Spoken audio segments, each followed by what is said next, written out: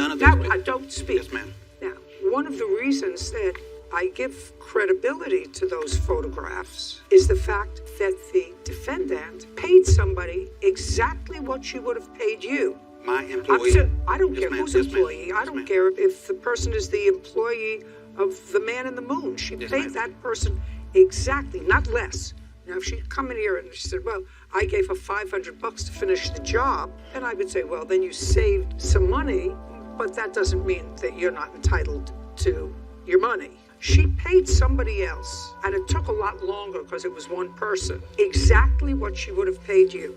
And you don't fire somebody and author a detailed email as to why unless you're dissatisfied with the job. And some of her photographs suggest to me that you did sloppy work. I'm more than happy to look at your evidence. Oh, that's good. Okay, good. If you have pictures of the work that you did. We don't have pictures of our final result because she would not allow us back in her home. She fired you for a reason, and it wasn't to save money. Listen to me. Yes, ma'am. Certain things make sense. She fired you for a reason. She states reasons in here. If you have another reason why, if everything that you did fine, and it took a lot longer than she wanted because she only had one person doing the work, but paid the exact same money that she would pay you, there has to be a motive for that. Just tell me, don't you? Back charges, ma'am. Back charges for painting the Florida room. Back charges for painting a bedroom repeatedly.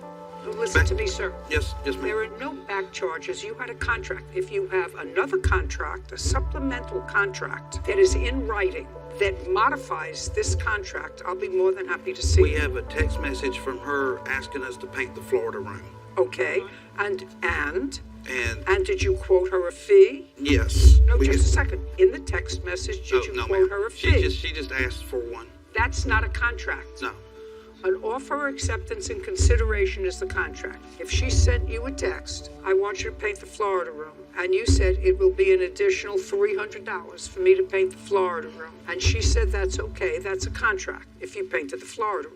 I accept that. That's a modification of the contract in writing, agreed to by both parties, but you don't have that. No, ma'am, give that's me all we got another- is the So give me invoice. another reason. To get out of paying the Florida room and all the change orders that she changed. Sorry. I mean, Unless you had a contract that she was obligated to pay all of those, sir, the only thing that she was obligated to pay you was another $1,400.